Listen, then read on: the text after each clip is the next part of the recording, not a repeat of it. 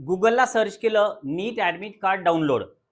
हे या ठिकाणी नीट ऍडमिट कार्ड डाउनलोडचं एक ऑप्शन आलं, त्यावर क्लिक केलं.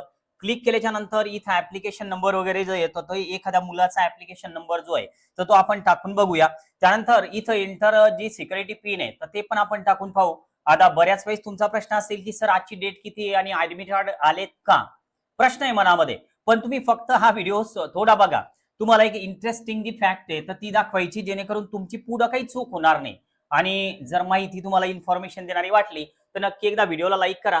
7557 हा केपचा आपण इथे टाकलेला आहे. तर त्यानंतर Q2 असं सुद्धा देण्यात आलेलं आहे. इथं Q आणि 2 हे सगळं मी टाकलं, ऍप्लिकेशन नंबर टाकला, सबमिट करतोय. सबमिट केल्याच्या नंतर आपल्याला हे थोडं लोड होताना दिसतंय. लोड झाल्याच्या नंतर थोडं आपण जर का थांबलो तर आपल्या समोर एक PDF ओपन होणार. बघा, डाउनलोड ऍडमिट कार्ड. पण लक्षात घ्या, हा व्हिडिओ फक्त माहितीसाठी बनवण्यात आलेला आहे. ऍडमिट कार्ड जे तर ते 2025 आहे. मग यावर्षी याचा काय उपयोग? ऍडमिट कार्ड जे तर ते जवळपास दरवर्षी सारखेच असतात. यामध्ये काय चूक झालेली होती मागच्या वर्षी, जेणेकरून आपल्या ऍडमिट कार्ड मध्ये डाउनलोड करताना अशी चूक होऊ नये याची काळजी आपल्याला घ्यायची आणि थोडी आतापासून घ्यायची. आता हे जर ऍडमिट कार्ड आपण जर का बघितलं तर आदित्य सतीश जाधव असं मुलाचं नाव आलं. पण इकडं मुलाचा फोटो मिसिंग आहे. तुम्ही जर का पाहिलं या साईडला थोडं, म्हणजे काय काय गोष्टी आपल्याला चेक करायच्या. तर इथं जो फोटोग्राफ यायला पाहिजे होता तर तो आलेला नाही, कॅन्डिडेट फोटो आलेला नाही. यानंतर अजून यावर काय नाही आलेलं, तर विद्यार्थ्याची सही सुद्धा यायला पाहिजे होती, फोटोग्राफ सुद्धा यायला पाहिजे होत्या. ह्या दोन गोष्टी तर इथंच मिसिंग आहे. तर यावर आपला फोकस व्हायला पाहिजे. जेव्हा आपला ऍडमिट कार्ड येणार आहे तर आवर्जून या दोन बाबी तुम्ही उजव्या कोपऱ्यामध्ये चेक करायला विसरू नका. मी जे बोलतोय तर ते तुमच्या लक्षात येतंय का? नक्की एकदा येस ऑर नो चा रिप्लाय करा. आपण या 2-3 दिवसानं जिजाऊ अकॅडमी करणं एक सुविधा उपलब्ध करून देतोय. तुम्ही फक्त व्हॉट्सअपला कॉल असा मेसेज करा. तुम्हाला एक नंबर दिला जाईल, त्या नंबरवर तुम्ही कॉल करा आणि काउन्सिलिंग संबंधित जी काय चर्चा आहे तर ती करून घ्याल. आणि ही सुविधा जी आहे ही फ्री असेल.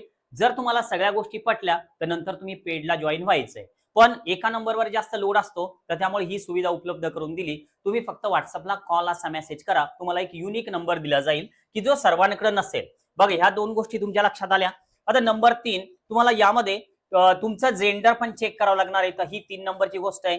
त्यानंतर तुमची कॅटेगरी चेक करायची, ही 4 नंबरची बाब आहे. त्यानंतर तुमची जन्मतारीख जी आहे ती पण चेक करायची, आली का नाही आली. यामध्ये 2 गोष्टी आलेल्या नाही, मिसिंग आहे, ही एक आणि ही एक. तर यावर थोडं फोकस करा. जेव्हा तुम्ही तुमचं ऍडमिट कार्ड डाउनलोड करसाल लिंक आल्याच्या नंतर तर तेव्हा या गोष्टी नक्की आवर्जून बघा.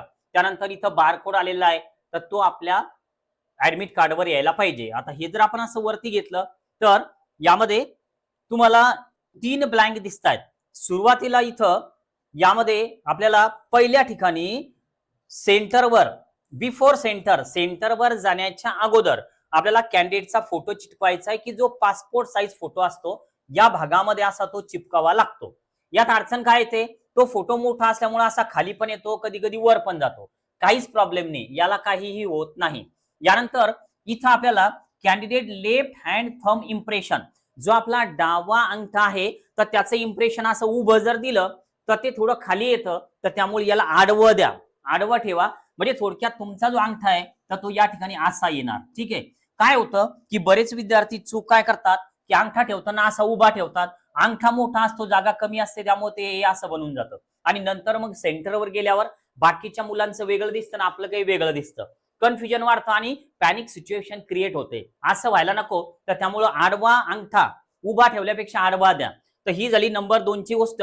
बिफोर रिचिंग द सेंटर, हे क्लिअर केलेलं आहे. सेंटरवर जाण्याच्या अगोदर. आता हे जे येतं हे तुमच्या परीक्षा हॉल मधलं आहे.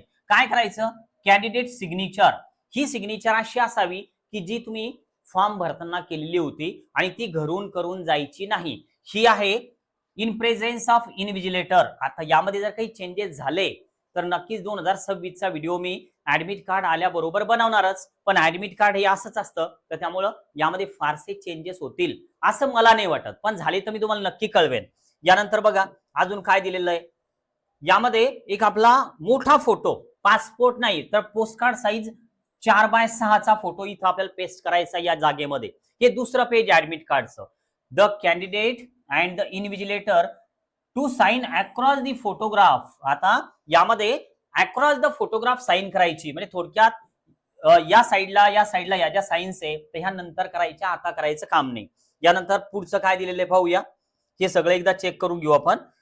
नेक्स्ट नंबरचं जे पेज आहे तर यावर इथं कॅन्डिडेट सिग्नेचर दिलेली आहे, त्यानंतर परत इकडे इन रिलेटर सिग्नेचर दिलेली आहे, आणि ह्या काही इन्स्ट्रक्शन आहे की जे आपल्याला फॉलो करायच्या.